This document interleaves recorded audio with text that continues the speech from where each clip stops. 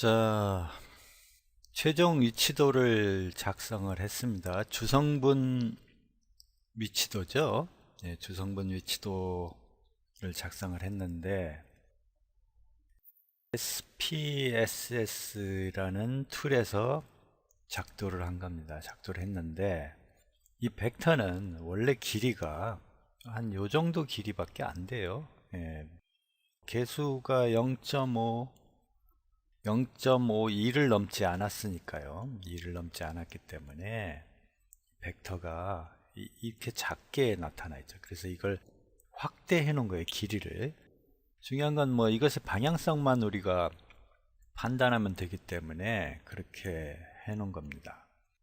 자, 그런데 이 그림에서 벡터의 길이를 늘렸다 줄였다, 예를 들어 이 길이가 너무 길어서 좀 줄인다면 이거를 작도한 것을 우리 파워포인트에서 했잖아요. 파워포인트에서 다시 줄이거나, 또 여기에 이제 점의 모양을 지금 성별에 따라서 점 모양을 이렇게 했잖아요. 성별이 아닌, 예를 들어서 연령대에 따라서 점 모양을 바꾸거나, 아니면 성별과 연령대를 두 개를 조합을 해서, 네, 그래서 이 점 모양을 바꾸거나, 또는 이 레이블이 맛 향기에 대해서, 예를 들어서 얼마에 반응했는지를 보고 싶을 때, 그러니까 맛 향기가 이쪽 방향으로 가 있기 때문에 이쪽 방향으로 이렇게 가 있기 때문에 이쪽은 맛과 향기의 반응값이 작겠죠. 즉 맛과 향기의 반응값이 얼마인지를 여기다 디스플레이 해보면 금방 나타날 거예요. 이 벡터의 방향성이 얼마나 잘 설명을 하고 있는지, 아니면 그 설명량이 떨어지는지, 그리고 뭐 가격에 대한 반응값을 표시를 하면 이쪽 부분에 가격에 대한 반응값이 높고 이쪽은 가격에 대한 반응값이 작아지겠죠. 네. 자, 그런 식으로 해서 이 가격, 요깃거리, 영양가, 맛, 향기 이 이외에 다른 변수, 즉 이 분석에 포함되어 있지 않은 다른 변수값들을 이 위에 표시할 수도 있을 거예요.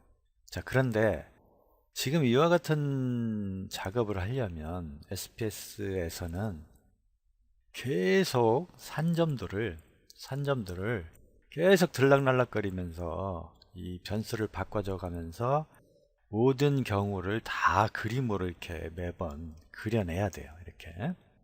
그리고 이 축을 갖다가 다 위에서 복사해서 다 얹어야죠. 예, 파워포인트에서 우리가 작업했던 것처럼. 자, 이렇게 작업을 해서 이걸 봐야지 이제 그런 분석을 이렇게 돌아가면서 다른 변수 값도 얹어보고 그러면서 분석을 할 수 있겠죠. 네. 그런데 이러한 것들은 반드시 이렇게 아웃풋을 만들어야 된다고 결정돼 있으면 그냥 이렇게 아웃풋을 뭐 번거로워도 만들면 돼요. 만들면 되는데, 우리가 분석을 한다는 거는 이렇게 해보고 여기에 어떤 차별화된 요소가 분석되지 않는다면 이 아웃풋은 우리가 폐기 처분하겠죠. 그리고 이렇게 해본 다음에 해봐야지 그 다음에 감이 오거든요. 감이. 그래서 해보기 전에는 모른단 말이에요. 그런데 이와 같은 툴을 쓰게 되면 이걸 매번 다 작성을 해줘야 된다는 거예요. 네. 이건 그야말로 분석이 아니라 중노동이에요. 중노동. 예. 이런 일을 계속 반복하는데 이게 인간으로서 짜증 안 나겠습니까? 짜증. 예. 저는 그래서 이런 툴을 사용할 수가 없었기 때문에 과거에 이거를 엑셀로 자동화를 해 놓은 거예요. 자동화. 예. 그래서 이 자동화를 하다 보니까 나중에 이게 이제 VBA add-in 프로그램으로 발전되게 된 겁니다. 그러니까 제가 분석하는 스타일대로 이것을 일반적인 세스나 SPS 같은 그런 툴을 사용하게 되면 상당히 번거롭거든요. 산점도에 다시 겹쳐 그리기 하고, 그 다음에 변수 바꾸면 또 밑그림 또 다시 그려서 위에 겹쳐야 되고, 그러한 조합이 한 5개만 있다면 보통 2, 30장을 그려서 모두 다 살펴봐야 분석이 가능해집니다. 그런데 이런 일을 어떻게 계속 하냐고요. 그렇죠? 그래서 엑셀에다가 아예 데이터만 바꿔치기 하면 엑셀은 실시간 자동으로 그래프가 바뀌잖아요. 그래서 엑셀에다 자동화를 초기에 했던 겁니다. 그러다가 발전되면서 아예 소프트웨어로 돼버린 거죠. 그래서 아예 주성분의 최종적인 결과물은 사실 이 그림이에요. 이 그림에서 모든 걸 다 판단하고 알 수가 있는 거죠. 그래서 이 그림이 상당히 중요한 겁니다. 예, 그리고 이제 다음 장에서 요인 분석도 말입니다. 요인 분석은 이제 보다 더 확장성이 좋아요. 예, 확장성이 좋고 응용 가능성도 무궁무진하죠. 예, 무궁무진해요. 그래서 이 요인 분석에서도 결국은 이와 같은 위치도를 포지셔닝 맵을 작성을 할 겁니다. 예, 작성을 할 거니까 계속 이와 같은 퍼셉추얼 맵이나 포지셔닝 맵을 작도하는 그러한 연습을 게을리하지 마십시오. 연습을 하고 이미 작도된 것, 직접 작도하지 않고 작도된 것들만 이렇게 보게 되는 것도 뭐 나쁘지 않지만, 네, 분석자는 일일이 모든 걸 다 한 번씩 해봐야 돼요, 사실은. 그래서 불편한 것도 겪어보고, 그 다음에 자동화된 것도 겪어보고, 그래서 그 차이점을 체화시켜야 돼요, 체화. 네. 체화시키지 않으면 진정으로 아는 게 아닙니다. 그래서 제가 계속 체화를 아마 이 강의 끝날 때까지 중간중간에 계속 강조를 할 겁니다. 예. 생각으로 아는 것은 아는 게 아니라고요. 그것은 말만 많아져, 말만. 예. 그래서 생각과 몸이 알게 해야 돼요. 알게. 자, 이제 엑셀의 자동화된 프로그램을 CSM 어널라이저라는 프로그램을 사용해서 이제 한번 실행을 해 보겠습니다.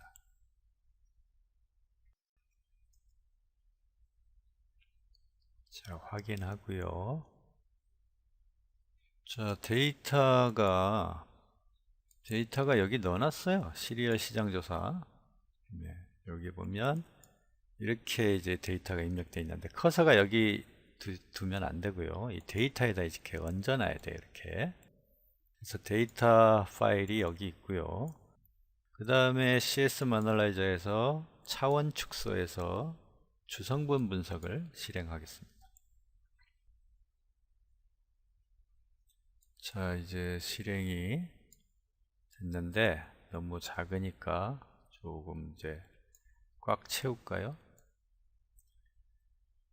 대략 채워놓고 데이터 링크를 눌러서 데이터 연결을 합니다. 자, 시리얼 시장조사라는 워크북이 떠있죠?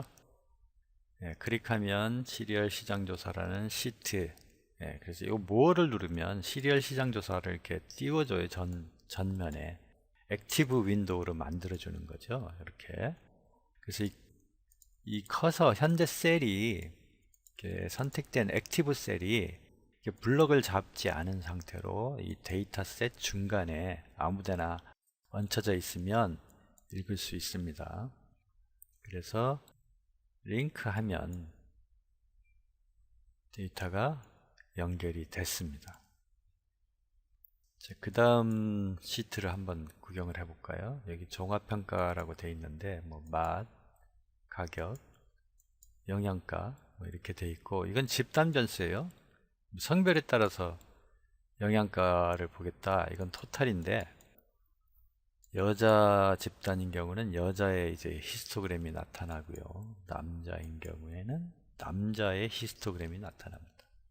그리고 여러 가지 통계량들, 표본의 특성을 나타내는 값이죠. 통계량이. 통계량에 추정치들이 나타나 있죠. 정확히 얘기하면 통계치예요. 통계량이라는 말은 사실은 함수거든요.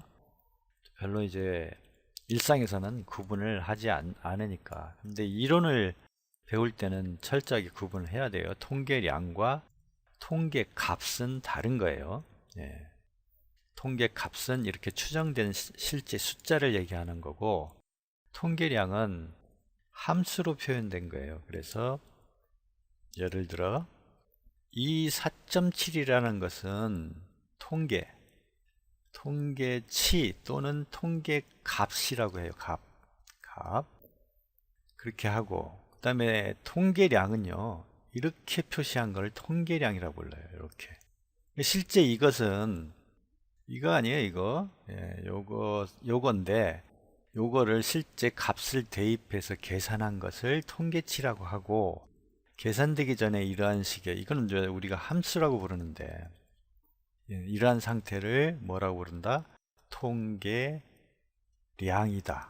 그래서 이 통계량과 통계치는 다른 겁니다. 자, 다음 시트로 가면, 이게 뭐가 계속 더블 클릭돼서 눌려서 그런데, 예, 제가 이제 펜으로 해서 그런 거거든요. 자, 추세선 적합이라고 돼 있어요. 이거 산점도잖아요. X축, Y축에 이제 변수를 지정을 하고, Y축을 이제 종합평가로 하나 하면, 자, X를 맛이라고 하면,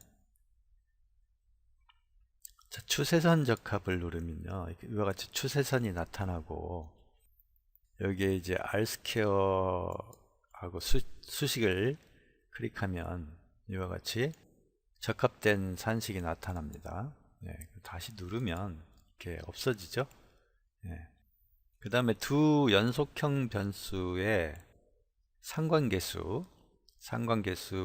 0이냐 아니냐, 네, 이게 이제 이 값을 입력할 수도 있어요. 그래서 대립가설이 양측일 때 이쪽으로 우측, 이건 왼쪽, 좌측 검정일 때 그때 이렇게 표시를 할 수 있고, 이렇게 P 값이 나타납니다. 물론 이제 신뢰 수준하고 이 상관계수의 신뢰 상한하한이 이렇게 표시가 돼 있어요. 아주 편하게 돼 있으니까 얼마든지 참조해서 볼 수 있습니다. 남자 여자 이렇게 전표시로 바꿀 수가 있고요. 레이블에 성별을 올리고 레이블을 표시하면 성별이 이렇게 나타납니다. 자, 다음은 버블 차트인데, 이와 같이 표현이 되어 있어요. 똑같이 스캐터 플롯에 이와 같이 버블 베리어블을 하나 지정할 수 있어요. 그래서 버블 베리어블 지정하게 되면 이 종합평가라는 값의 크기만큼 풍선의 크기가 커져요. 그래서 상대적으로 이렇게 3은 요만큼인데 4는 이렇게 크죠. 예. 그리고 버블색 변경을 하려면 이거를 클릭하면 색상이 바뀌는 걸 볼 수가 있습니다. 그렇죠? 네.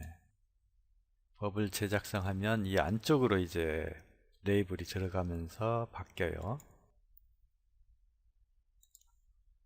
자, 레이블을 연령으로 하면, 자, 연령이 이렇게 표시되고, 버블 재작성하면 연령 표시의 뒤에 종합평가의 반응 점수가 나타나 있습니다. 이 점수의 크기만큼 이 버블이 크고 작아지는 그러한 표현 방식이에요. 자, 포트폴리오는요, 이렇게 평균선으로 이렇게 사분면으로 이렇게 쪼개서 분석하는 방식이에요. 네, 그래서 맛의 여기거리의 평균점을 이렇게 표시를 했고, 그 다음에 레이블을 예를 들어 연령으로 할게요. 연령으로 하면 이렇게 표시가 되고, 점표실은 여기 좀 안 보이니까 위로 올릴까요? 점표시는 성별로 하면 성별로 이렇게 표시가 되는 걸 볼 수가 있어요. 그 다음에 포트폴리오에서는 개체 보기를 하면 이와 같이 여기에 현재 이 개체가 첫 번째 개체인데 여자고 10대고 맛에 7을 반응했고 가격에 6을 반응했다 이렇게 돼 있고, 이거를 돌려주면 개체가 이렇게 이동을 해요. 이동 이렇게, 그렇죠? 자, 이동이 되고, 그 다음에 여기 표시된 걸 맛을 하지 않고 영양가를 해야 되겠다. 그러면 영양가의 6번을 맛에서 6이라고 입력을 하면 돼요. 물론 이거를 이렇게 올렸다 내렸다 해도 되죠.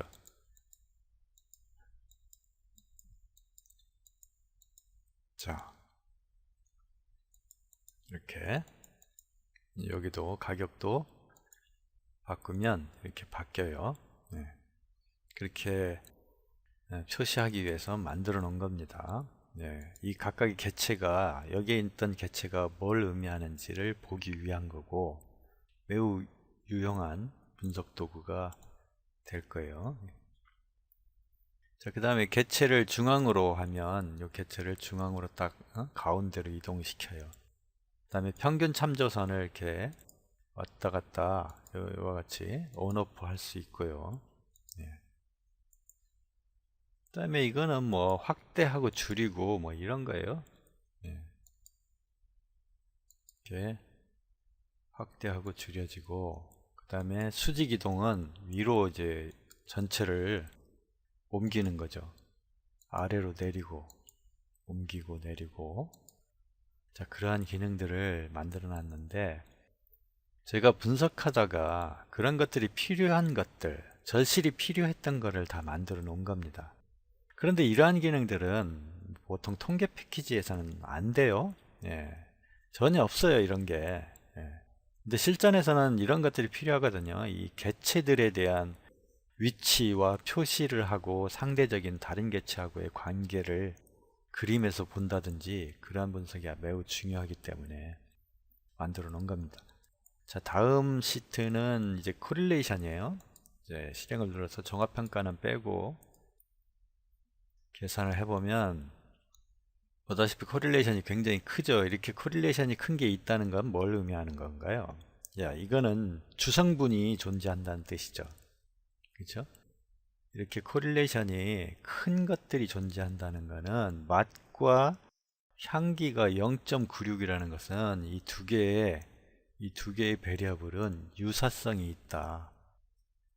있다는 거죠. 그래서 이것은 같은 잠재 변인에 의한 것이다. 그래서 유사한 베리어블이다. 그리고 가격하고 요깃거리가 68이고 영양가하고 요깃거리가 79예요. 8에 가까워. 그러니까 이거는 또 코릴레이션이 서로 자기들끼리 또 크고, 요깃거리 한계는 작고 0.15밖에 안 되잖아요. 향기 0.606.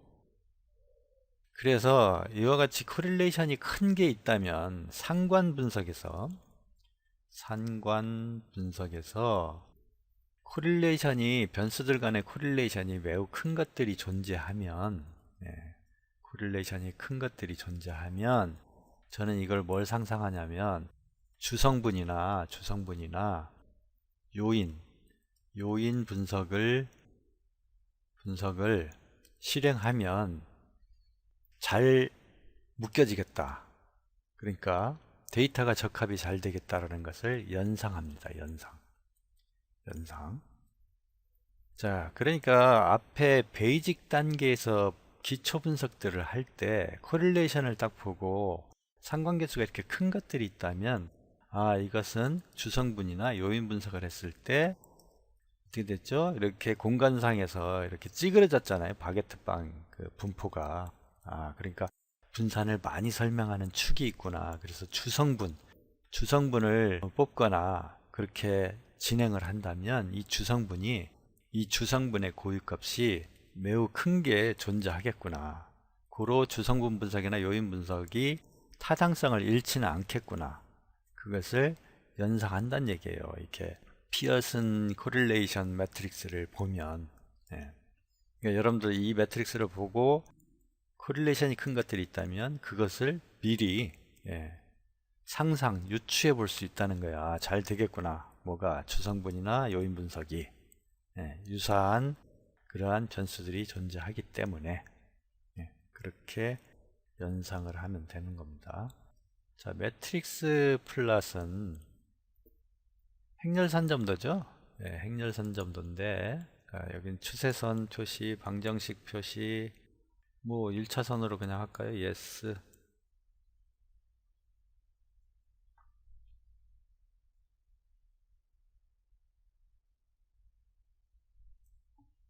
자, 매트릭스 플랫은 좀 실행하는 시간이 좀 걸리긴 해요.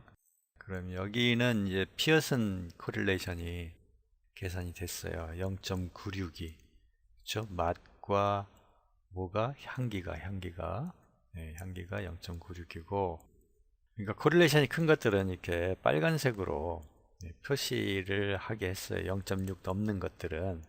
그러니까 직관적으로 이것들이 코릴레이션이 크니까 주성분이나 그런 거를 했을 때 분산을 가장 많이 설명하는 제일 주성분이 매우 유의하게 나타나겠구나. 그것을 연상해 볼 수 있습니다.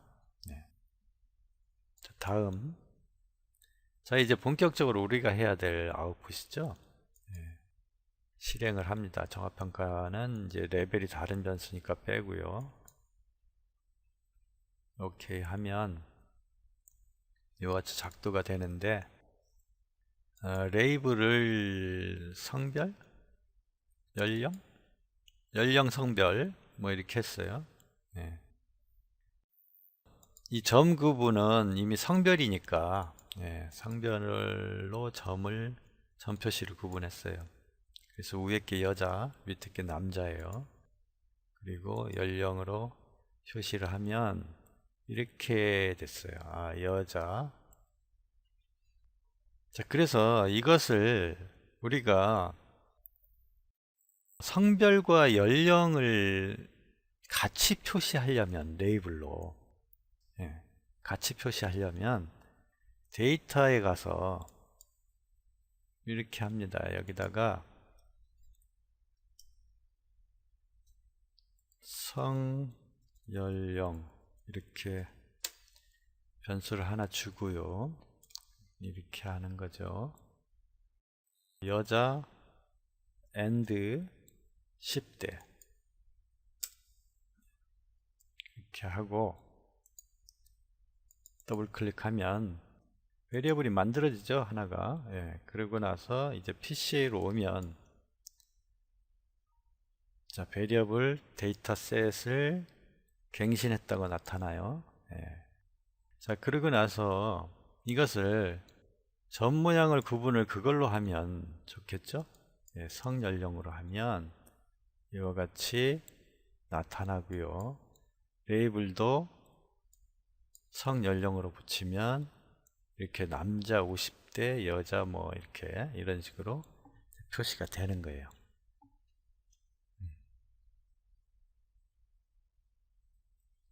그렇죠? 자, 이와 같이 레이블을 내가 표시를 하려면 이와 같이 디스플레이를 할 때 새로운 변수를 만들어서 표시하면 되는데, 자, 지금 여기에서 작업한 이와 같은 작업을 SPSS에서 하려면 무척 번거롭겠죠. 그리고 제가 지금 여기서 한 번 클릭하는 것, 즉 종합평가, 이거 점 모양이 아니고 여기는 그대로 놔두고요. 레이블을 종합평가를 표시를 하면 이 종합평가에 반응한 점수들이 나타나요. 이와 같이. 그렇죠? 지금 제가 이렇게 한 번 클릭하는 것을 SPSS에서는 산점도 밑그림을 다시 그리고 이것을 만들어 놓은 걸 다시 위에다가 파워포인트에서 얹는 그런 아주 지저분하고 복잡한 절차를 매번 거쳐야 돼요. 제가 한 번 클릭할 때마다. 자, 그래서 제가 그런 불편함 때문에 이걸 만들다 보니까 훨씬 더 시각적이고 좋은 아웃풋을 만들게 됐던 거예요. 자, 여기에서 맛과 향기가 이제 위쪽으로 갔잖아요. 그래서 맛을 한번 반응값을 표시해 볼게요. 맛은 여기에 7점들이 포진되어 있고 그 다음에 6이고 그 다음에 5고 4, 3, 2. 그렇죠? 그러니까 이 맛의 축 방향 쪽으로, 그렇죠? 요 방향 쪽으로 반응값이 크게 나타난 것을 확인해 볼 수 있어요. 이렇게 반응값들이, 그렇죠? 요 방향으로 크게 나타났죠. 자, 영양가를 한번 반응값을 볼까요? 자, 영양가 축은 이쪽에 돼 있으니까 영양가가 이쪽에 6이라고 돼 있죠. 여기 7도 있고, 그 다음에 대충 5, 그 다음에 4, 3, 2. 자, 이 방향이, 이 축의 방향이 맞다는 것을 간접적으로 볼 수 있죠. 물론 이제 설명력이 90.5%니까 설명력이 매우 좋아서도 그렇죠. 자, 이거는 이제 프린서플 컴포넌트 1과 3로 축을 바꿨을 때 여기가 1이고 여기가 3고, 그 다음에 밑에는 여기가 컴포넌트 성분 2고 그 다음에 여기 3고, 그런 식으로 돼 있어요. 그래서 영양가가 이쪽 방향으로 딱 돼 있잖아요. 근데 이렇게 됐을 때는 설명력이 떨어지면서 뒤죽박죽 섞여 있죠. 이게 원래는 3차원 이상의 공간에 있던 점들이잖아요. 변수가 5개니까 원래는 5차원에 있던 거예요. 그래서 설명력이 가장 큰 1과 2의 좌표로 90.5%를 설명하는 좌표로 봤을 때 이 산점의 이 축의 방향과 맞춰서 번역할 때 크게 왜곡이 많이 거의 안 돼 있죠. 잘 해석이 잘 돼요. 자, 그리고 여기거리를 보면 역시 여기거리가 이쪽에 반응이 좀 크죠. 그리고 이쪽으로 갈수록 반응이 작아지죠. 그래서 이 레이블을 성연령으로 놓고, 그 다음에 종합평가라는 분석에 사용되지 않은 베리어블의 반응값도 이것에 따라서 확인해 볼 수 있어요. 전반적인 종합평가가 이쪽이 높죠. 이쪽이 높고, 사가 포진이 이렇게 돼 있네요. 종합평가의 전무량으로 바꿔볼게요. 보세요.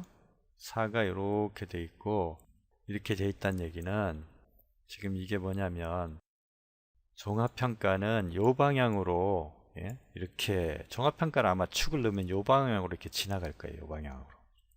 그렇죠? 그러니까 이렇게 되고 이제 3이 이쪽에 포진하는 식이니까 당연히 이 방향으로 종합평가가 가지 않겠느냐, 그렇게 유추해 볼 수 있죠.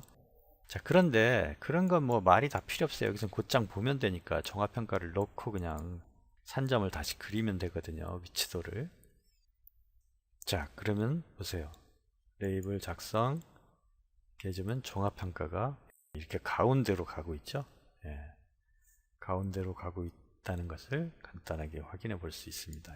축의 방향을, 축의 길이를 자, 이렇게 늘렸다 줄였다 할 수 있고요. 자, 그 다음에 산점의 비율을, 이거는 이제 디폴트가 1인데 줄일 수도 있어요. 이렇게 줄였다 늘렸다. 근데 뭐 별로, 이건 뭐 디폴트로 그냥 놔두죠. 자, 그 다음에 이게 레이블을 예를 들어서 이제 성연령으로 다시 고쳐놓고, 성연령인데 여기 일련 번호가 지금 아이디 베리어블이 일련 번호로 되어 있잖아요. 그래서 이 일련 번호 5번인 사람을 기준으로 평가하겠다. 그러면 5번으로 이렇게 이동시키는 거예요. 20번이다. 그러면 20번으로 이렇게 이동되고, 이 원점 중앙으로 눌러주면 이 점이 바로 정확하게 이 가운데로 놓여져요. 가운데로. 그렇게 하려고 이렇게 만들어 놓은 거예요. 그 다음에 여기가 뭐 성별로 하면 이제 밑에가 이제 성별로 하는데, 이건 카테고리가 2개밖에 없기 때문에 어느 게 어느 건지 좀 알기가 힘들죠. 대충 눌러봤습니다만, 그러니까 여기는 어떤 아이덴티티를 확인할 수 있는 아이디 베리어블, 중복이 없는 거죠. 40번째 관측은 이렇게 되죠. 그래서 종합평가는 2개 맛과 향기, 이러한 요깃거리 영양가, 이 5개 베리어블의 가운데로 간다는 얘기는 이 맛과 향기와 요깃거리 영양가 요거 요 두 개에 대해서 반응값이 다 높을 때는 종합평가의 응답값이 높다, 이렇게 유추할 수 있죠. 해석을요. 자, 요거는 이제 원점으로, 원래 원점으로 옮겨 놓읍시다. 예. 자, 그리고 자동으로 하면 축을 자동으로 하고, 동일하게 하면 스케일을 동일하게 조정을 합니다. 이와 같이. 자, 그 다음에 이 옆에 우리가 봤던 거하고 같은, 이게 이제 주성분 개수인데, 이와 같이 이제 확대를 했기 때문에 6배 확대를 했어요. 축을 6배 확대된 값이고요. 요게 그 다음에 이쪽이 바로, 여기가 이제 주성분 점수입니다. 주성분 점수고, 이게 바로 아이겐 벡터예요. 주성분의 코에피션트를 얘기하는 거예요. 주성분의 개수죠. 개수. 주성분의 개수를 얘기하는 거예요. 자, 여기는 이제 확대하고 줄이고 하면서 값들이 조정되는 값을 여기다 갖다 놓고, 이것이 저 그래프하고 연결이 되어 있는 거예요. 이 그래프하고. 그래서 실시간 이게 바뀌는 거예요.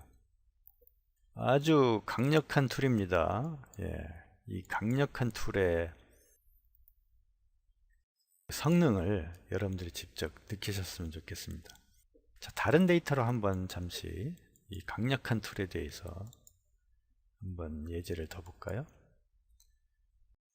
데이터는 자동차 선호도 볼게요.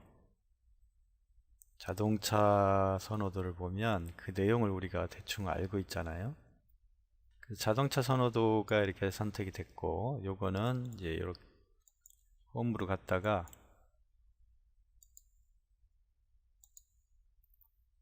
데이터로 와서 데이터 연결, 자동차 사양 선호도, 이게 됐고요. 링크하면 자동차 선호도로 바뀌었죠.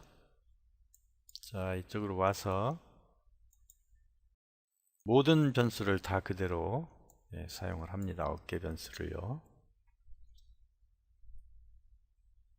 자, 요게 자동으로, 이건 너무 확대가 잘못했는데, 동일하게, 자, 동일하게 하면 지금 이 모양이에요. 이 모양.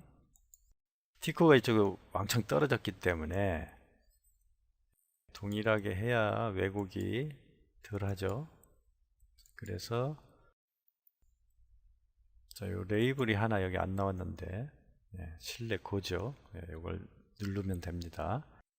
자, 그렇게 됐을 때 이 차종이 이제 ID 베리어블이니까 차종을 티코 그러면 이 축이 티코 쪽으로 이동됩니다. 이렇게. 자, 자동으로 놓고 한번 해볼게요. 자, 그 다음에 이거를 소나타 3로 하면 소나타 3로 이동되죠. 무쏘로 하면 무쏘로 이동돼요. 무쏘로. 자, 굉장히 강력하고 편리할 겁니다. 이 원점을 중심으로 어떤 방향으로 이동해야 되느냐, 그것을 보여주는 거예요. 자, 무쏘는 동일하게 해야 왜곡이 없으니까 동일하게 해놓고 보면, 무쏘는 실내고가 가장 큰 거예요. 그렇죠? 여기 실내고가.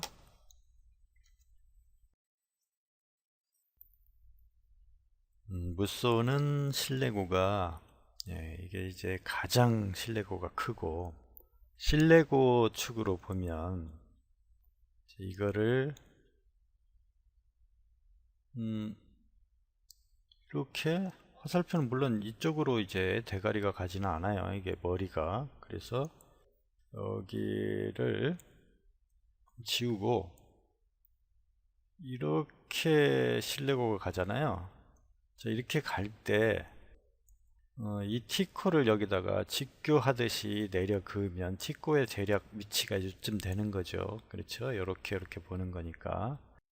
자, 그랬을 때 이것들은 여기에 다 직교하도록 프로젝션 시키면 점들이 다 여기에 모여 있죠.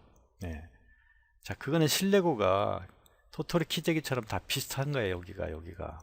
하지만 이쪽 방향으로는 쭉 산포가 퍼졌죠. 그 얘기는 뭐냐면 리터당 주행거리와 이 스펙 베리어블들이 다양하죠. 예. 그 크기가 다양해. 그래서 이쪽으로 이렇게 산포가 딱 퍼졌지만 실내고를 중심으로 봤을 때는 여기 오밀조밀 이렇게 모여 있기 때문에 실내고가 거의 유사하다. 그래서 이걸 3포로 보면 돼요. 3포가 작죠. 예. 그리고 실내고가 이게 티코가 가장 작고, 그 다음에 무쏘가 가장 큰 거죠. 자, 어떻게 보는지 알겠죠? 그 다음에 이 벡터의 길이가 긴 것은 다른 벡터들, 변수들보다 영향력이 더 크다고 그랬어요. 이펙트가. 네. 그러니까 요 차정들이 지금 실내고의 크고 작음이라는 것이 아주 뚜렷한 차이를 보이고 있죠. 네. 그래서 유사한 것들은 다 이렇게 가운데 폭이 좁게 모여 있고, 자, 그 다음에 이쪽에 있는 포지셔닝 된 것들은 실내 길이, 최고 속도, 가격, 배기량, 실내폭, 중량 뭐 이런 것들이 많이 나가는 것들이고, 이쪽으로 가면 이제 리터당 주행거리가 길어지죠. 그리고 반대로 가면 리터당 주행거리가 짧아지죠. 네, 짧아지죠.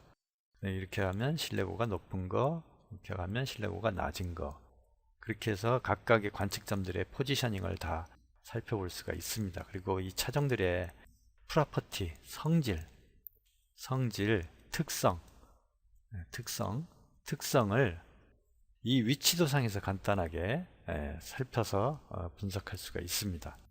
자, 아까의 데이터 같은 경우는 100명의 그냥 사람이잖아요. 사람들의 이제 의견, 신념, 태도를 측정한 데이터인데, 100명의 사람들이 이렇게 있을 때는 이 사람들 각각에 대한 아이덴티티가 무엇인지 잘 모르기 때문에 기껏해야 성별하고 연령대 정도로 아이덴티티를 확인했단 말이에요. 그래서 이렇게 두루두루 이렇게 뭉실뭉실 이렇게 됐죠.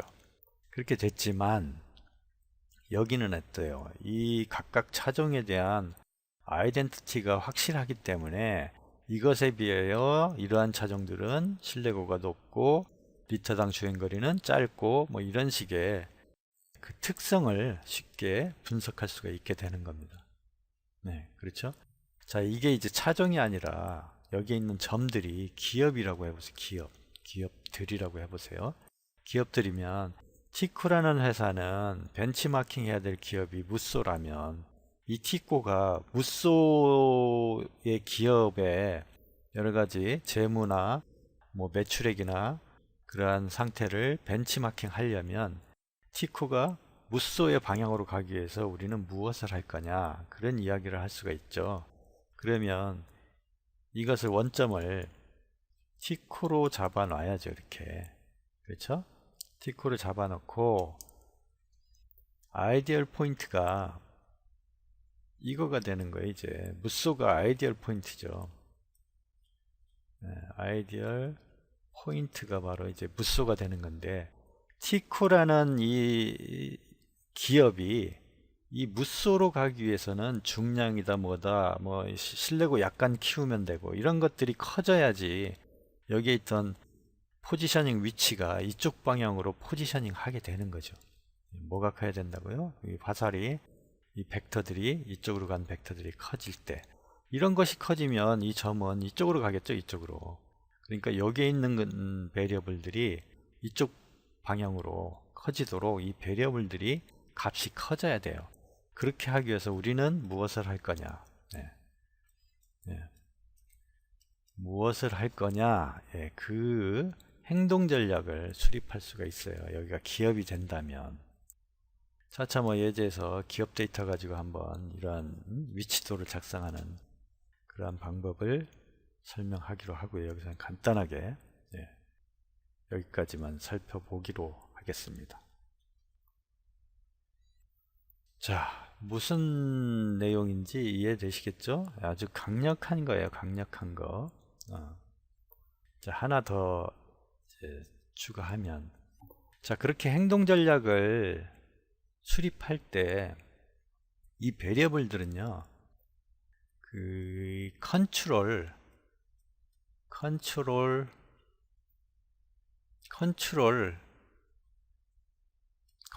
가능한 게 있어요. 컨트롤 가능한 게 있고, 난 컨트롤 ABL이 난 컨트롤이 있어요. 그러니까 통제가 제어가 가능한 거, 제어가 불가능한 거. 제어가 가능한 변수와 제어가 불가능한 변수가 있는데, 제어가 가능한 변수가 있다면 이런 경우는 행동 전략을 만들 수 있어요. 행동 전략을 수립할 수 있어요. 수립할 수 있지만 이렇게 통제가 가능하지 않은 변수들이 있다면 이런 것은 현재 우리가 어떤 상태다, 현상 파악만 돼요. 현상 파악만. 자, 다별량 시작할 때 초입에 제가 데이터 분석 이야기를 할 때 했던 이야기인데, 즉 컨트롤 가능한 베리어블과 난 컨트롤이 같이 있다면 현상 파악과 행동 전략, 우리는 앞으로 어떻게 할 거냐, 이 두 가지를 다 분석할 수 있게 되는 겁니다. 이렇게. 그래서 이 내용을 이미 알고 있다면 이 측정 베리어블들 중에서 이렇게 위치도를 작성할 때 이 측정 베리어블을 집어넣을 거 아니에요? 집어넣을 때 컨트롤블과 난 컨트롤블 베리어블을 동시에 같이 집어넣을 수 있다면, 측정해서 측정 가능한 것들 중에서 그렇게 할 수만 있다면 이 행동 전략과 현상 파악을 같이 분석할 수 있다는 거고, 만약에 난 컨트롤블만 있다면 현재 우리의 상태는 어떻다라는 그러한 현상 파악만 가능합니다. 컨트롤블만 있다면 행동 전략 수립하는 이야기를 할 수 있고, 그렇죠? 물론 이제 이런 컨트롤블 자체도 현상 파악은 가능하죠. 현재 어떻다, 그리고 앞으로 어떻게 하자. 그러니까 as is와 to be 전략을 수립할 수 있다는 겁니다. 그래서 분석할 때 어떤 측정 가능한 변수들이 있는지, 그리고 그러한 변수들을 만약에 이와 같이 작도했을 때 어떠한 분석 결과를 유도해낼 수 있는지를 미리 알 수가 있어요. 지금 이 이야기를 여러분들이 이해하셨다면. 이상입니다.